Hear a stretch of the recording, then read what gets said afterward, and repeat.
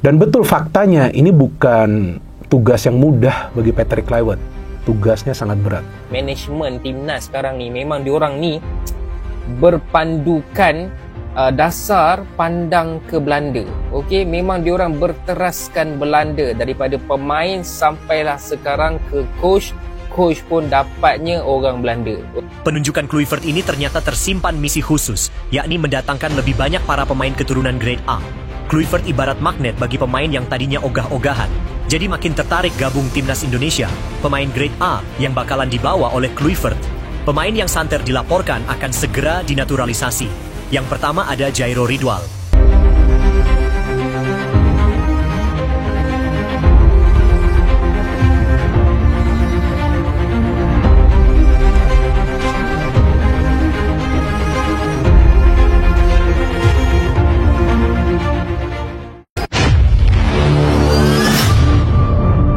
Patrick Kluivert dapat sindiran menohok dari media Belanda. Kenapa ya?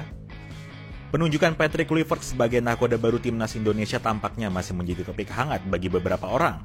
Terbaru, media Belanda Edi.nl menyindir pelatih 48 tahun tersebut dengan menyebut perkenalan Kluivert lebih terlihat sebagai perkenalan striker baru dibanding sebagai pelatih baru. Bahkan sang jurnalis menulis jika mengingat nama Kluivert, yang pertama ia ingat adalah gol kemenangan di final Liga Champions 1995 dibanding karir kepelatihan Kluivert sekarang. Tak hanya itu, sindiran lebih menohok dilontarkan sang jurnalis.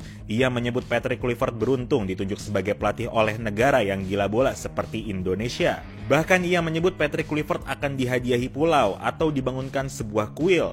Sindiran ini keluar dari sang jurnalis setelah melihat perlakuan khusus yang diterima Kluivert dari PSSI. Patrick Kluivert bukan hanya seorang legenda sepak bola, tapi juga punya kisah yang luar biasa. Simak 3 fakta uniknya yang mungkin belum Anda tahu. Pertama, Kluivert mencetak sejarah di usia 18 tahun. Dia mencetak gol kemenangan Ajax di final Liga Champions 1995 melawan AC Milan. Hebatnya lagi, dia menjadi pencetak gol termuda dalam sejarah final Liga Champions saat itu. Kedua, Kluivert adalah salah satu pemain yang pernah bermain untuk 2 rival besar di Spanyol, Barcelona dan Valencia. Di Barcelona, dia mencetak lebih dari 100 gol, menjadi ikon klub selama bertahun-tahun. Ketiga, di timnas Belanda, Kluivert mencetak 40 gol dari 79 penampilan, menjadikannya top skor sepanjang masa sebelum rekornya dipecahkan oleh Van Persie. Dia tetap dikenang sebagai salah satu striker terbaik Belanda. Itulah 3 fakta menarik dari Patrick Kluivert. Dan betul faktanya, ini bukan tugas yang mudah bagi Patrick Kluivert.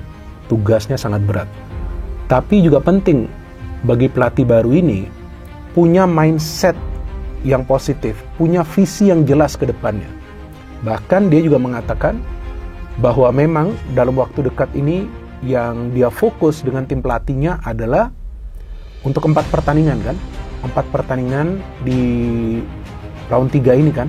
Yaitu pertama lawan Australia, kemudian lawan Bahrain, dan kemudian lawan Jepang, dan juga lawan China. 4 pertandingan ini difokuskan. Tapi kemudian juga bahkan nanti akan ada rencana untuk persiapan timnas Indonesia bermain di Piala Dunia. Artinya dia telah mempelajari materi pemain dari timnas Indonesia dan juga sedikit banyaklah mempelajari peta kekuatan di round 3 ini.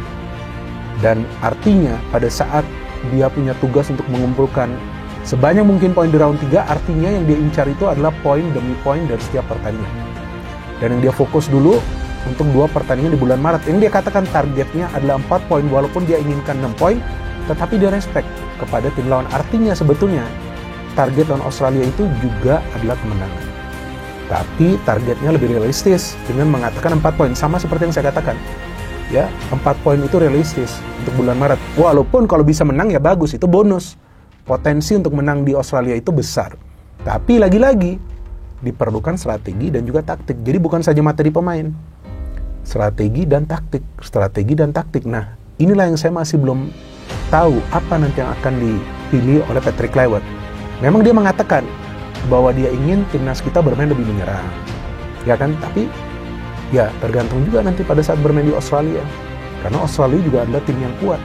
Tapi pada saat dia mengatakan ingin bermain menyerang, artinya sedikit banyak dia sudah punya planning di otaknya. Bahwa kira-kira formasinya seperti apa. Bahkan dia mengatakan, ya dia inginnya sih formasinya dengan 4 back sejajar, tapi mungkin juga akan memakai formasi 3-5-2 yang dipakai timnas lawan Arab Saudi. Penunjukan Kluivert ini ternyata tersimpan misi khusus, yakni mendatangkan lebih banyak para pemain keturunan grade A. Kluivert ibarat magnet bagi pemain yang tadinya ogah-ogahan. Jadi makin tertarik gabung timnas Indonesia, pemain grade A yang bakalan dibawa oleh Kluivert. Pemain yang santer dilaporkan akan segera dinaturalisasi. Yang pertama ada Jairo Ridwal. Mantan pemain Crystal Palace ini, duetnya dengan Ivar Jenner atau Tom Hay akan menciptakan kombinasi yang seimbang. Perannya yang lebih sebagai tukang jagal dan membantu pertahanan akan membuat lini tengah timnas Garuda tak mudah diacak-acak seperti saat dibantai Jepang.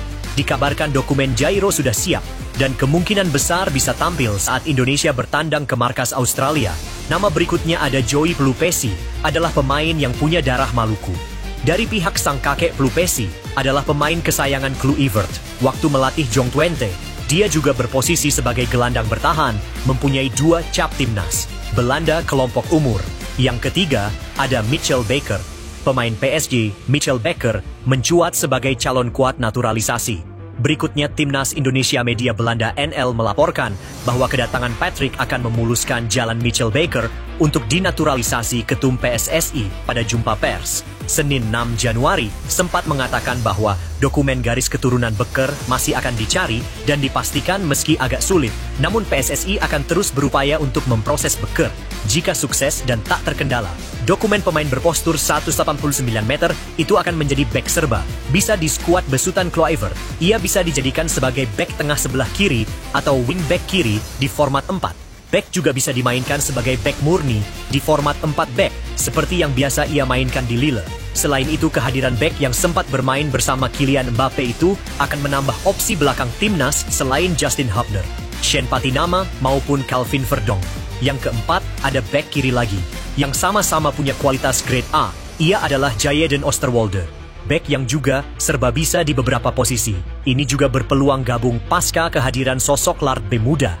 Kesayangan Jose Mourinho di Fenerbahce ini sebenarnya dulu sempat akan dinaturalisasi oleh PSSI pada tahun 2021 ketika timnas U20 mempersiapkan skuad untuk Piala Asia U20 PSSI sempat melakukan kontak pada Jayden. Namun saat itu sang pemain menolak dengan alasan ingin menunggu panggilan dari timnas Belanda. Seiring berjalannya waktu kini, ia tak kunjung mendapatkan panggilan itu di tengah ketidakpastian panggilan itu. Lalu sang pemain sempat dibujuk oleh 2 sahabat kecilnya yang lebih dulu berseragam merah putih Mes Hilgers dan Eliano Renders. Bukan tidak mungkin kini B berpostur 189 meter itu akan segera mau menerima pinangan untuk berseragam merah putih.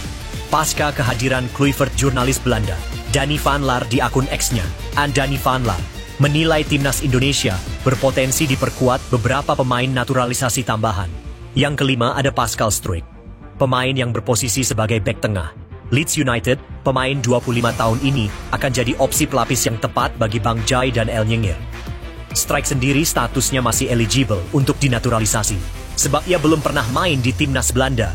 Senior Struijk juga punya darah keturunan Indonesia langsung dari kakek neneknya. Salah satu pemain yang dilaporkan akan gabung Indonesia setelah kedatangan Kluivert adalah pemain Aston Villa. Ian Maatsen, pemain yang satu ini punya darah keturunan Jawa dari sang ibu. Meski begitu, jika diproses naturalisasi, Maatsen bakal menemui jalan terjal seperti apa yang dialami oleh Martin Paes. Prosesnya bisa sampai ke pengadilan arbitrase olahraga. Karena Maatsen pernah membela timnas Belanda usia 21 tahun, namun di usia yang sudah menginjak 22 tahun. Namun hal itu bukan berarti menutup kemungkinan sang pemain bakal berseragam putih.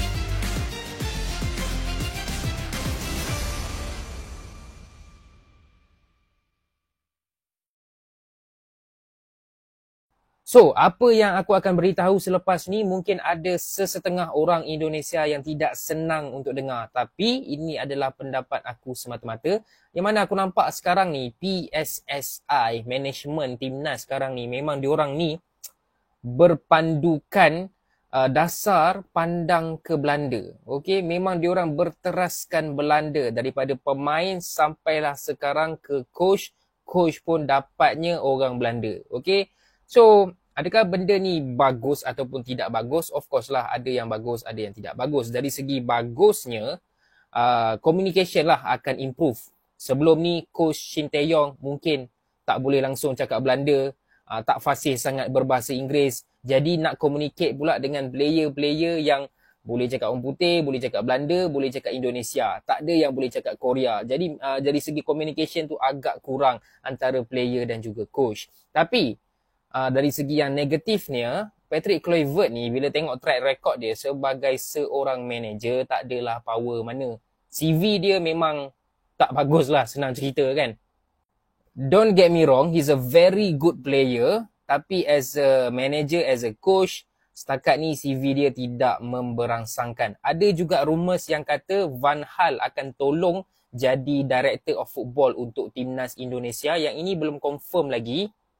Tapi beberapa jam yang lalu aku nampak berita Louis Van Gaal dilaporkan telah membantah untuk menjadi Director Teknik Timnas Indonesia. Jadi mungkin berita Van Gaal ni palsu lah, rumours semata-mata. Yang ni aku tak confirmkan lagi. Tapi kalau dapat Van Gaal dan is very good lah, walaupun bukan sebagai coach tapi sebagai Director of Football pun is very very good. Sebab Van Gaal kot dah level memang international kan, dah bawa Belanda, dah bawa banyak-banyak kelab besar. Jadi dari segi pengalaman Van Gaal ni memang power lah.